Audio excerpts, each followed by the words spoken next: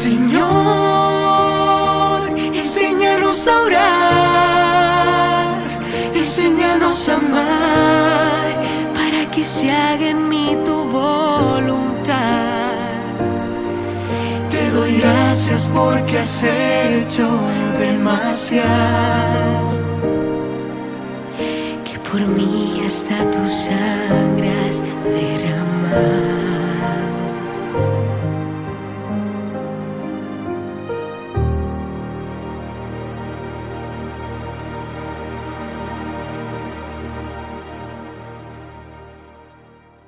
Mis queridos peregrinos, muy buenos días.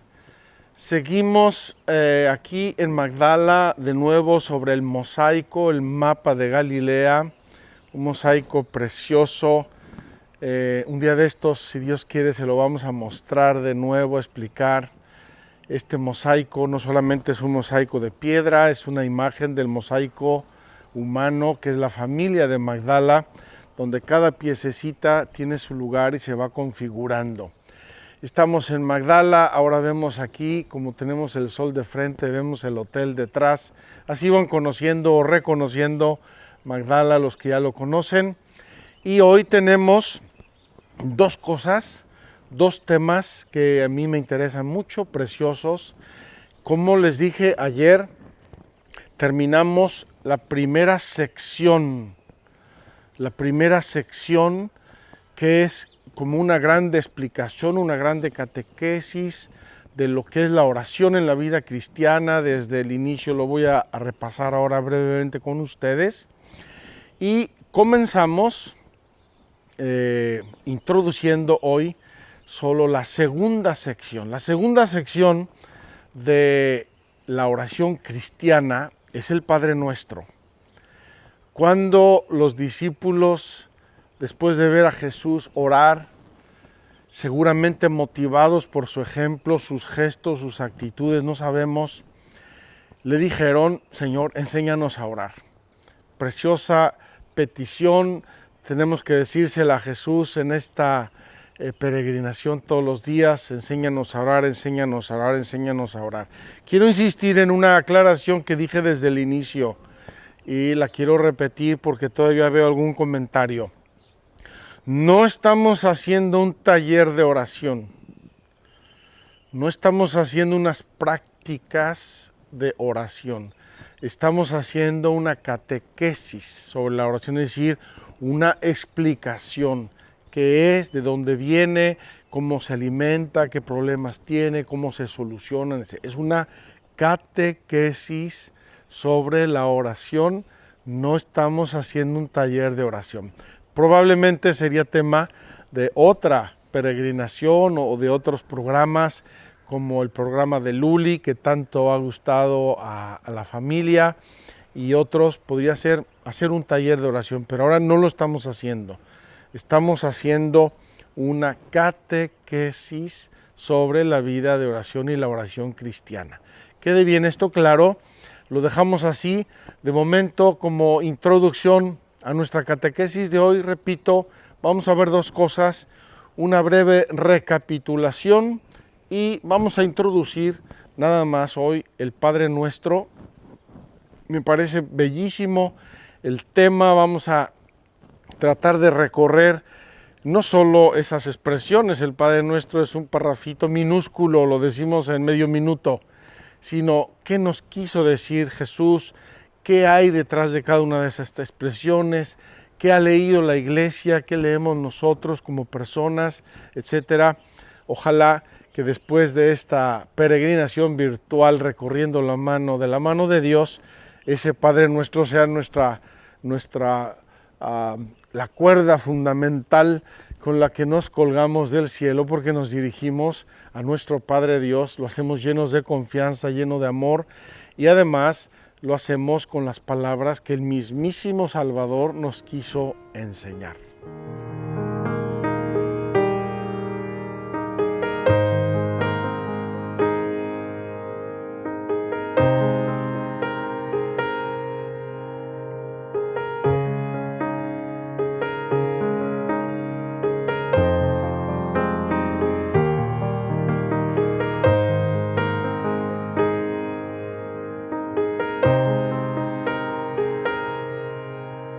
Mis queridos peregrinos, me parece conveniente en este momento hacer un repaso, una recapitulación muy sencilla, muy simple de lo que hemos visto hasta ahora. Nos conviene, decían los latinos, repetita iuvant, ayuda a repetir, se nos graban, recordamos, ponemos más en contexto, etc. A mí mismo rehacer un poco el esquema de lo que hemos venido viendo me ayuda, me refresca muchas cosas, y luego pasamos a nuestro tema de hoy, que es brevísimo, es solo una introducción.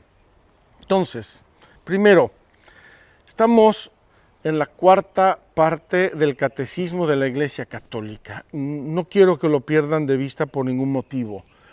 Tenemos una mesa con 4 patas, y esta es una de las 4 patas. Es una de las partes del catecismo que nos enseñan lo que tenemos que creer, los sacramentos que tenemos que recibir, la gracia, la vida de gracia, los mandamientos, la vida moral y la vida de oración. Sin estas 4 patas, nuestra mesa está muy endeble y muy susceptible de caerse, y se nos cae. A veces una pata está más corta que la otra y con eso ya las cosas bailan. Pero si le falta una pata a nuestra mesa, imagínense, te apoyas ahí y te caes. Entonces, cuarta parte del catecismo, la oración cristiana.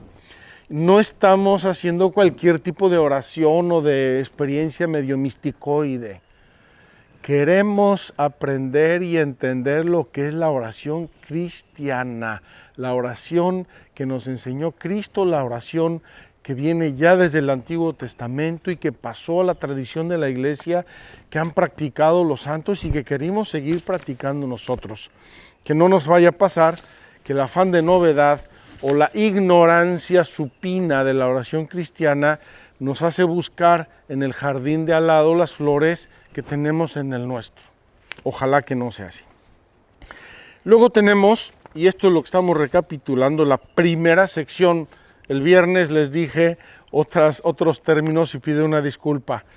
Sección 1, sección 2, que vamos a comenzar hoy. Recapitulamos hoy la sección 1, la primera sección, y es la oración en la vida cristiana. Fíjense qué interesante, los títulos dicen mucho.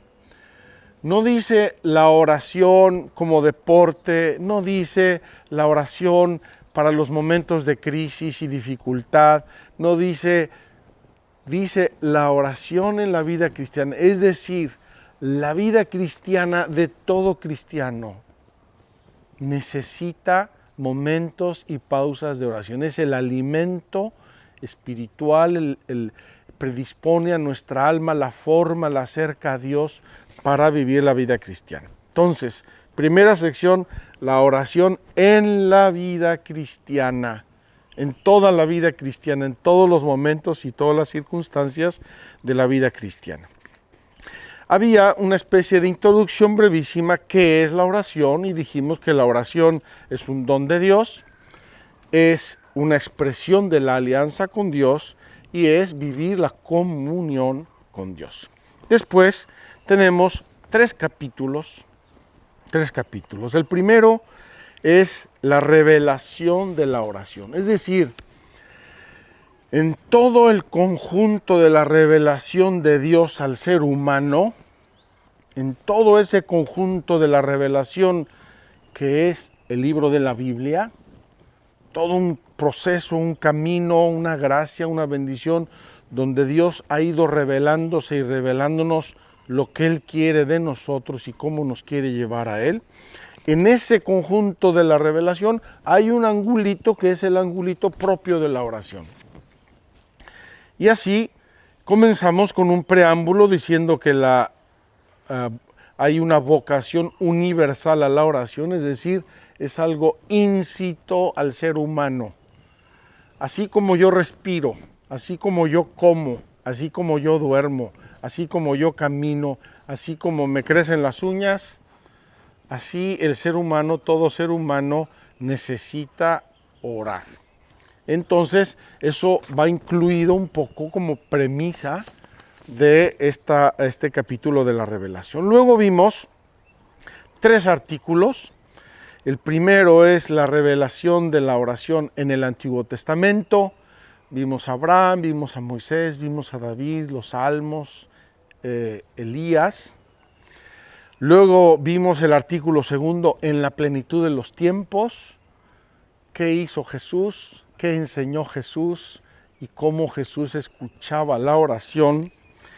Y luego lo vimos en el tiempo de la iglesia, es decir, cuando termina la vida de Jesús, comienza el cristianismo, comienza a haber desde el inicio formas de oración que para nosotros son normativas, es decir, es parte de la tradición de la iglesia, de la acción de Dios en la vida de la iglesia, que no podemos cambiar arbitrariamente ni podemos aventar por la borda como aventamos las modas. Cuando yo era niño, adolescente, estaban los pantalones acampanados, horrendos, monstruosos. De hecho, es una moda que no ha vuelto, espero que no ha vuelto. Cuando acabó esa moda, botamos todos los pantalones acampanados. Pues lo mismo aquí, no podemos botar por la borda porque no son modas. Es acción del Espíritu Santo a través de la vida de la iglesia que va normando la vida de la iglesia. Y hablamos de las oraciones de bendición y adoración, de la oración de petición, de intercesión y de acción de gracias. Luego pasamos al capítulo segundo. Entonces, capítulo primero, la revelación de la oración. Capítulo segundo, la tradición de la oración, es decir, cómo la oración ha pasado en la vida de la iglesia de generación en generación. Y vimos, en primer lugar, cuáles son las fuentes de la oración en la tradición. Mencionamos la palabra de Dios, la liturgia, las virtudes teologales y el hoy de cada uno de nosotros vivido como parte de una historia de salvación que hay que saber leer, escudriñar, contemplar. Hablamos del camino de la oración y dijimos que el camino es Dios Padre, Dios Hijo, Dios Espíritu Santo y la Virgen. Ellos son los que llevan nuestras peticiones, nuestros anhelos, nuestros gemidos, nuestro clamor, lo llevan a su intimidad y allí cada uno tiene su propia misión. Y la Virgen como un testigo excepcional y parte. Dijimos que la Virgen María, no lo dije entonces, lo digo ahora, es como un vaso comunicante entre la vida de Dios y la vida de los hombres. Ella, la madre de Dios, verdadero Dios y verdadero hombre. María es como un vaso comunicante precioso que nos inserta en la vida de Dios y de Dios para nosotros. Luego hablamos de los maestros de oración y hablamos de los santos, de las familias, de los sacerdotes, de los catequistas, de los grupos, de las catequesis, de los directores espirituales y de los lugares santos. Todo eso lo vimos, ¿se acuerdan? En Magar, en parte, en esa parroquia que está aquí cercana, donde pudimos contemplar un poco esos diversos elementos de lo que son los maestros de oración. Dijimos también que acercarse a un buen maestro es garantía de éxito. Garantía de éxito. Yo recuerdo cuando estuve en la Universidad Gregoriana de Roma, obviamente había toda una serie de cursos obligatorios y unos cursos opcionales. Y en los cursos opcionales nos decían nuestros educadores, nuestros formadores, no se dejen llevar por el título del curso. Vean quiénes son los mejores maestros, los más famosos, los más renombrados, los más queridos, los más seguidos, porque un buen maestro te hace gustar la materia. Bien, entonces, revelación de la oración, tradición de la oración, capítulo tercero, la vida de oración. La vida de oración, cómo yo en la práctica vivo mi vida de oración. Y aquí hablamos de las expresiones de la oración, hablamos de la oración vocal, la meditación y la contemplación. Luego, artículo segundo, el combate de la oración, es decir, la oración no necesariamente es fácil, como el trabajo no es fácil, la profesión no es fácil, la familia no es fácil. Nada es fácil en esta vida, hay que luchar, hay que perseverar, hay que conquistarse. Y así hablamos de los obstáculos en la vida de oración y luego hablamos de 3 pequeños párrafos preciosos que vimos al final de la semana pasada. La humilde vigilancia del corazón. Mi corazón es la sede de la oración, tengo que cuidar y vigilar mi corazón. Segundo, la confianza filial. Y tercero, perseverar en el amor.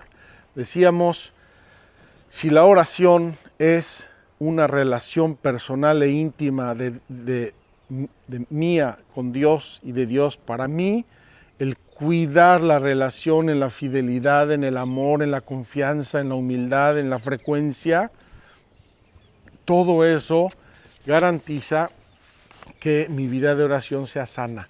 Yo no puedo conversar alegremente con una persona con la que me he peleado, con una persona que desconozco o con una persona que no frecuento nunca. Cuando encuentras una persona que no frecuentas nunca, pues le dices buenos días, buenas tardes y ahí se acabó. Cuando la frecuentamos, cuando la conocemos, cuando hay confianza, cuando hay amistad, cuando hay generosidad recíproca, la relación es preciosa, es espontánea, es libre y eso garantiza que nuestra vida de oración sea maravillosa. Y finalmente, cerramos la semana pasada, increíble ya la tercera semana de Cuaresma, la cerramos con la oración en la hora de Jesús. Esa oración extraordinaria, excepcional, seria, importante. Una pena que yo solamente dije 4 ideas muy rápidas. Les invito a volver una y otra vez sobre esa historia, sobre esa oración de Jesús, capítulo 17 del Evangelio de San Juan, la oración sacerdotal. Cómo se ve ahí lo que a Jesús le importa, cómo se ve ahí lo que a Jesús le llevaba su tiempo, sus energías y su todo. Entonces ahí aprendemos también nosotros. Vamos pues a pasar al catecismo de hoy. Es una reflexión muy pequeña, muy sencilla. Comienza la segunda sección. Y la segunda sección dice así el catecismo, segunda sección, la oración del Señor. La oración del Señor, Padre nuestro. Muy importante, la oración del Señor, una oración que nos enseñó Dios, que nos enseñó Jesucristo, el Hijo eterno de Dios hecho hombre. Subrayemos estos conceptos porque no es lo mismo 4 frases bonitas, por más bonitas que sean, que una enseñanza que nos dejó el mismísimo Jesucristo. La oración del Señor. Y la oración del Señor tiene una breve introducción y luego tiene 3 artículos. 3 artículos. Es una sección mucho más simple, aunque nos llevará todavía un par de semanas largas. Dice el artículo primero, es resumen de todo el Evangelio. El Padre Nuestro nos resume todo el Evangelio. Lo vamos a ver mañana, si Dios quiere, en el Monte de las Bienaventuranzas, donde Jesús predicó el sermón, que es su programa, que es su Evangelio, que es la buena nueva. Ahí vamos a ver este primer artículo. Luego vamos a ver el segundo artículo, Padre Nuestro que estás en el cielo. ¿Qué significa Padre? ¿Qué significa nuestro? ¿Qué significa que estás en el cielo? Esas 3 ideas son importantísimas y como que cualifican la presencia y la acción de Dios en el mundo, en nuestras almas, en la iglesia. Y finalmente, el artículo tercero son las 7 peticiones del Padre Nuestro que vamos a ir repasando cada día, no sé si una, dos, las que nos dé tiempo y las que se pueda realizar. Pues bien, vamos a hacer hoy simplemente la introducción. La oración del Señor, Padre Nuestro. Estamos en el número 2759. Para aquellos de ustedes que van siguiendo el catecismo y van haciéndole anotaciones y resúmenes, 2759. Dice así: estando él, Jesús, en cierto lugar, cuando terminó, le dijo uno de sus discípulos: Maestro, enséñanos a orar como enseñó Juan a sus discípulos. Aquí vemos ya que la oración es un tema de maestro-discípulo. Es un tema de enseñanza y de aprendizaje. Ya lo vimos de diversas maneras. Pero quiero repetir cómo habrá sido esa oración de Jesús, que a los apóstoles les viene el deseo. Queremos hacer eso, queremos aprenderlo también nosotros. Queremos que sea nuestro.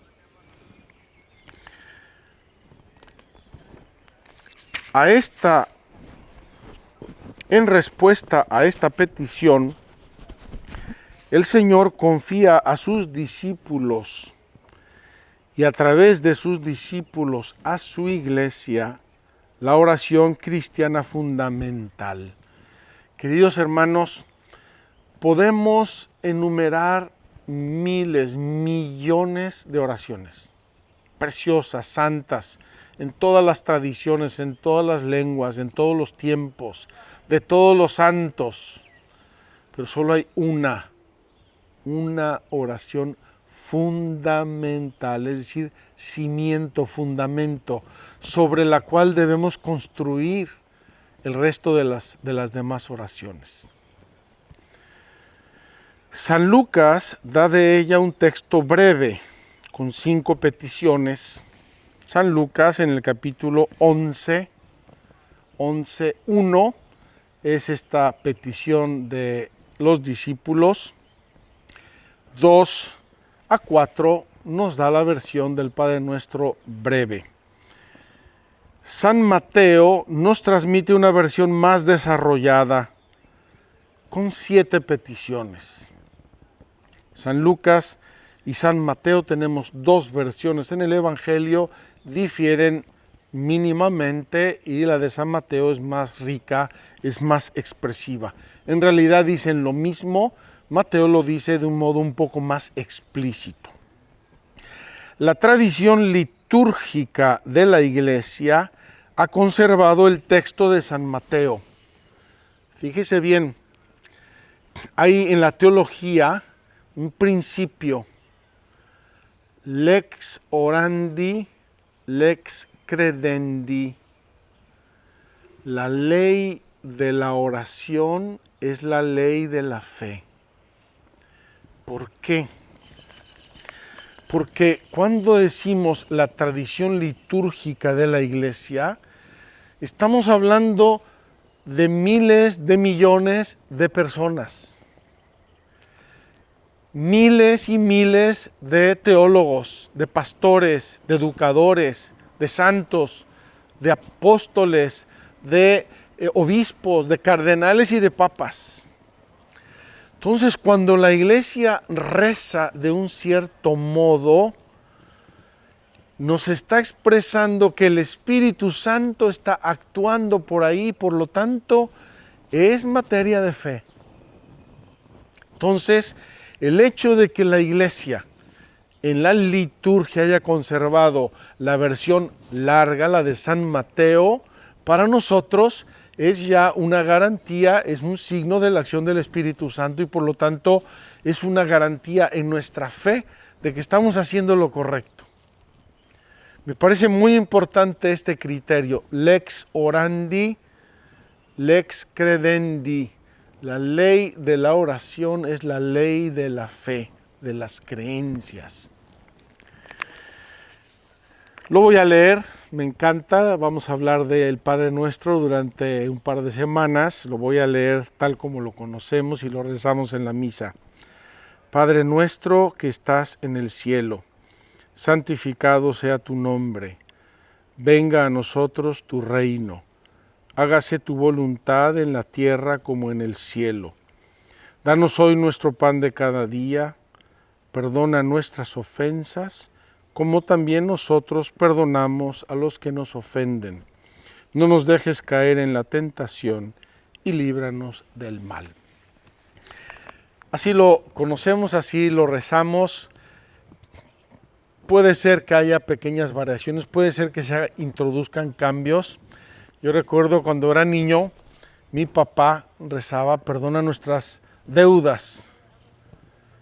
Pero deudas se refería a una concepción de ofensa antigua. Cambia la mentalidad del tiempo y nosotros tenemos que mantener en palabras diferentes el mismo significado. En Italia, recientemente, creo que por disposición del Papa Francisco se hizo una pequeña modificación al Padre Nuestro y esta modificación expresa mejor el sentido, los conceptos de lo que Jesús enseñó. Y para eso tenemos también nosotros un criterio fundamental. Tenemos el texto antiguo, original, en este caso textos griegos.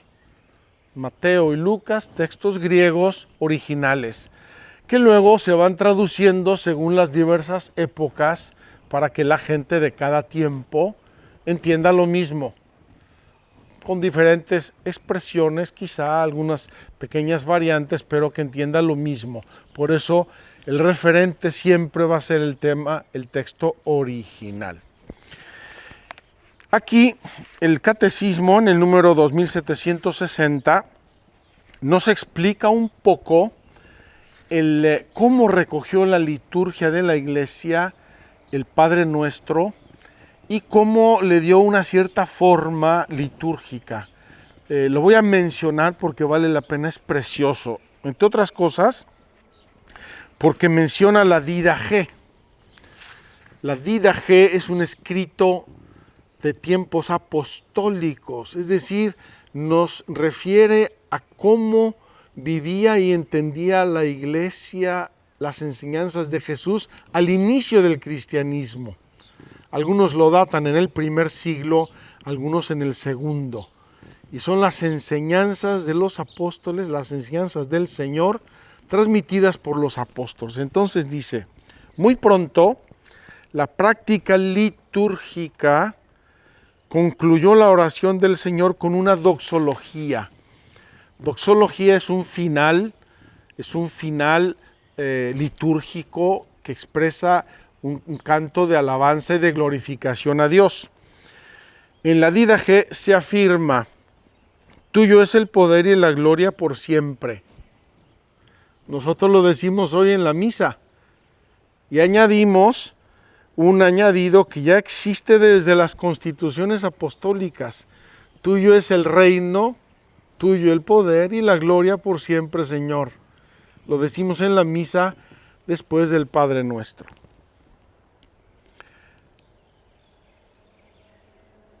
La tradición bizantina añade después un gloria al Padre, al Hijo y al Espíritu Santo.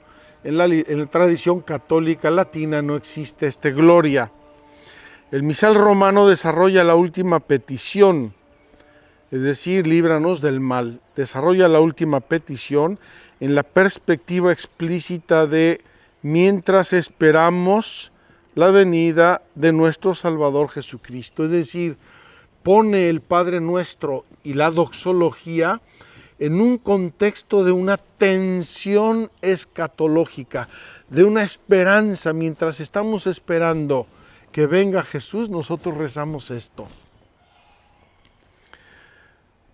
Después se hace la aclamación de la asamblea, volviendo a tomar la doxología de las constituciones apostólicas. Quiero tomar ahora el misal, mi misalito, que está igual de roto y deshojado que mi catecismo, porque nos ha acompañado en todas las peregrinaciones, y quiero leerles esto. Este modo de rezar el Padre Nuestro en la liturgia proviene de tiempos apostólicos, es decir, del siglo I, inicios del siglo II. Dice, ya sabemos que hay varias introducciones al rezo del Padre Nuestro, luego rezamos el Padre Nuestro y luego decimos esto: líbranos de todos los males. Estamos explicitando la última expresión del Padre Nuestro: líbranos del mal. El sacerdote dice: líbranos de todos los males, Señor, y concédenos la paz en nuestros días. Y ya lo creo que necesitamos la paz, para que, ayudados por tu misericordia, vivamos siempre libres de pecado y protegidos de toda perturbación, mientras esperamos la gloriosa venida de nuestro Salvador Jesucristo. Estamos esperando que vuelva Jesús, y en esa espera te pedimos que nos libres de mal y del pecado. Y el pueblo responde una doxología hermosa y profunda que existe desde la Didache, con una pequeña variante. Tuyo es el reino, tuyo el poder y la gloria por siempre, Señor. Y después viene el saludo de la paz. Entonces, esta forma de rezar el Padre Nuestro y de tenerla metida en la liturgia, es decir, en la vida de oración de toda la Iglesia Universal, viene de tiempos apostólicos. Habla de ello la Didache y hablan de ello las constituciones apostólicas. Queridos hermanos, dejemos aquí de momento esta breve introducción del Padre Nuestro. Simplemente el Catecismo dice: hay una oración, es de Jesucristo, se la dio a los apóstoles, se la dio a los discípulos, y así se ha recogido en la historia y la tradición de la Iglesia. Vamos pues a ver mañana en el santuario de las bienaventuranzas, bellísimo santuario, vamos a ver el Padre Nuestro. Hemos estado ahí varias veces en nuestras peregrinaciones, pero ahora vamos a ir desde el punto de vista de la oración, lo cual me parece muy hermoso porque Jesús nos lo enseña expresamente en el Sermón de las Montañas de la montaña, y el Padre Nuestro explicita el Evangelio, lo hace oración, lo recoge todo el Evangelio, la buena nueva de Jesús, el Sermón de la Montaña, en forma de oración. Nos vemos mañana, Dios mediante, cuídense y nos encomendamos.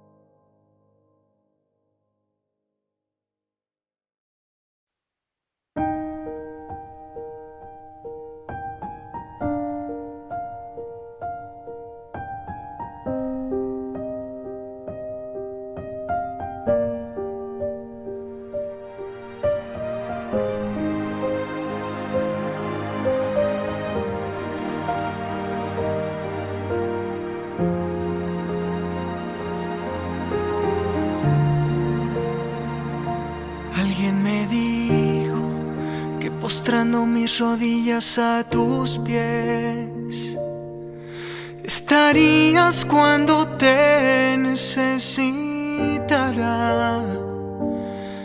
Me contó de aquella paz en tu presencia que nos encuentra cuando estamos en tu ausencia.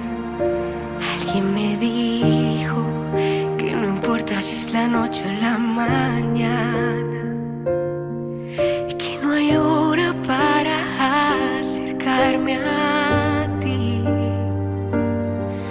Para oírte no hace falta complicarlo,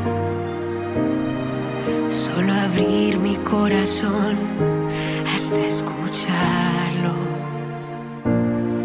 Señor, enséñanos a orar, enséñanos a amar, para que se haga en mí tu voluntad.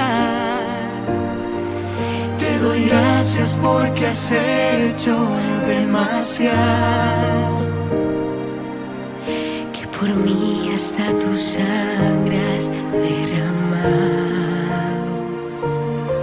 Señor, enséñanos a orar, enséñanos a amar y que se haga en mí tu voluntad.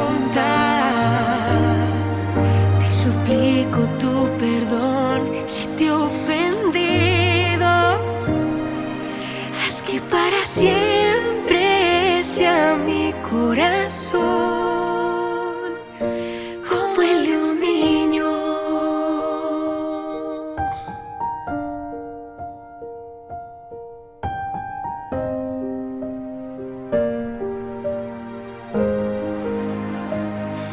Alguien me dijo que eligiera de tu vida algún misterio, que lo humano también puedo meditarlo. Imaginarte cuando tú estabas jugando o cuando algo a ti te estaba lastimando. Señor, enséñanos a orar, enséñanos a amar para que se haga en mí tu voluntad. Te doy gracias porque has hecho demasiado, que por mí hasta tu sangre has derramado. Señor, enséñanos a orar, enséñanos a amar y que se haga en mí tu voluntad. Te suplico tu perdón si te he ofendido. Haz que para siempre sea mi corazón